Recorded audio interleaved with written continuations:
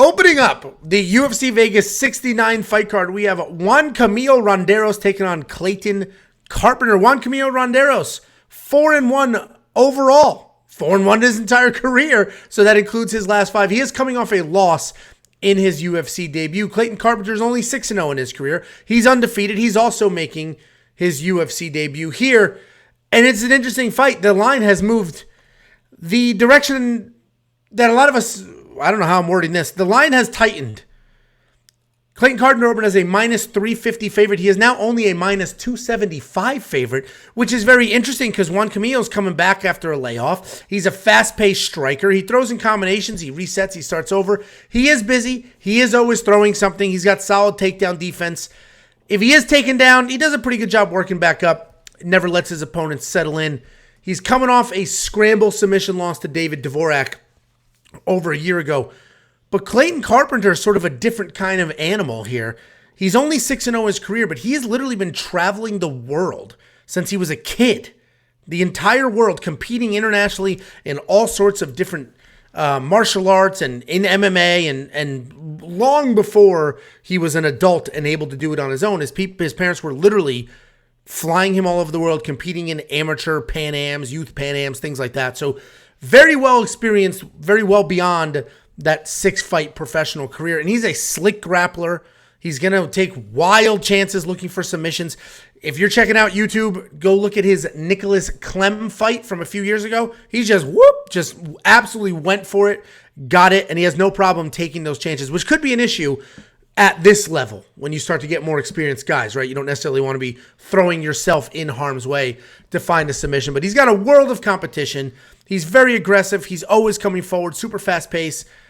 I like Clayton Carpenter. Juancamilo's an extreme couture guy, so he's going to be well prepared. Expect a lot of wrestlers there, but I love Clayton in this spot. The line movement is a bit surprising to me because neither one of them have a ton of experience, like as a professional, and Clayton has far more experience in his lifetime than Juancamilo does. So I'm on the Clayton Carpenter side for sure, and I am surprised at this new affordable line. What do you think?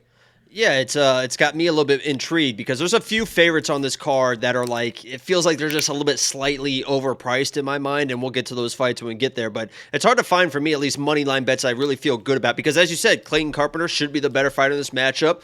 Minus 275, but he is still only 6-0, and he's still very young in his career, and Ronderos coming off that layoff. We don't know. Anytime you have a layoff of more than probably about a year and a half or more, you can really develop in that time, or you could not. There's a lot of question marks in that layoff, and the layoff was because of a shoulder injury, most of it. He said he couldn't even train for 7-8 months. He didn't have surgery, anything like that, but he did have a shoulder injury that kept him out. But while he was out, and me and Angela discussed before the stream, at Extreme Couture, they had him start coaching.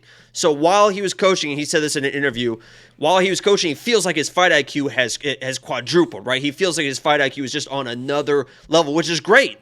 The issue is, if you haven't been able to train, I felt like it wasn't really fight IQ issues for Ronderos in the fights. It feels like lack of technique. It feels like he's just a little bit, he's just tighten things up. And without the ability to train, I don't know how long he's had to be able to tighten things up. And against a guy like Clayton Carpenter, who has the wrestling, who has the grappling, and also is probably going to be the more technical striker in this matchup for Ronderos as well, it's just gonna be hard to pick against Clayton Carpenter, and if the odds keep dropping, I'll be looking at a money line play. But I do have to hats off to Ronderos because his UFC debut was literally on like 12 hours notice, and he still almost made weight against a very dangerous David Dvorak, and we saw what happened. But he almost made weight in 12 hours notice and came out aggressive, and he was doing the whole thing. So shout out to him.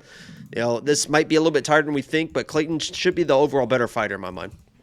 Yeah, no, I hear you. And I like the style, right? I like the aggressive grappling. He should just go out there and be able to take him down and get it done from there. He's kind of got that look when he fights of, like, he's got a little bit of a dog in him. He hasn't really had to show it. And in his last matchup, by the way, was a very tall, dangerous striker, right? So he had to kind of gauge that range and stuff, and he finally was able to work his way inside and then start using his wrestling as well. So this should be a little bit easier of an opponent in Ronderos as far as that goes.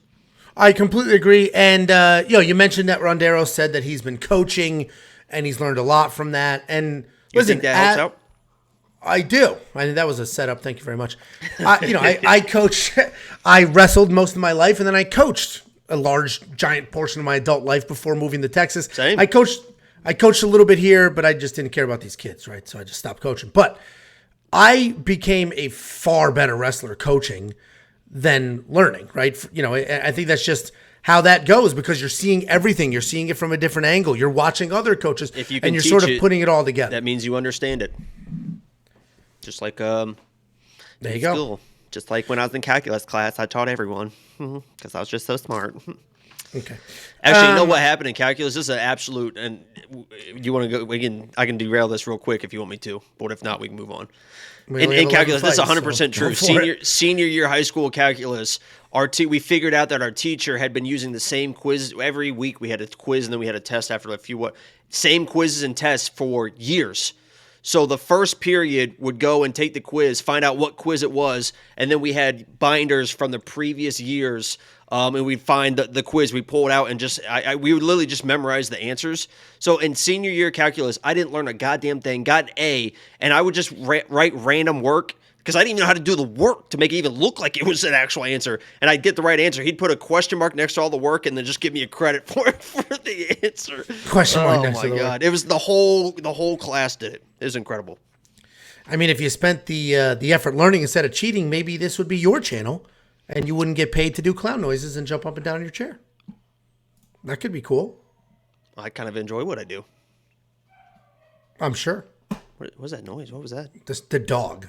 I think Tiffany just got home. It sounded like somebody screaming, to be honest. Well, so I literally texted Tiffany saying, did you just get home? Because he's either screaming because he's dying or he's excited because she just got here. It's been a rough day in my house, dude. I took the dog to the vet today because just squirt diarrhea for 4 days. My oldest, I pick her up from school. She's wearing a different shirt. I go, what's going on? Her teacher's like, she threw up in class. Then she comes home, throws up. It's just a mess. It's my wife. We had to bring her truck to Volvo because the door's not opening. So we go all the way over there. The Volvo guy locks, unlocks, does a few things. Bink, door is open, no problem. It's been a night. That's why we pushed this live stream back 15 minutes. And now it's us. Jacob, I don't know if we're getting any viewers. Do you know who we're up against? Against the fucking world, Angelo, but we're going to do this, baby. Give me a high five right there.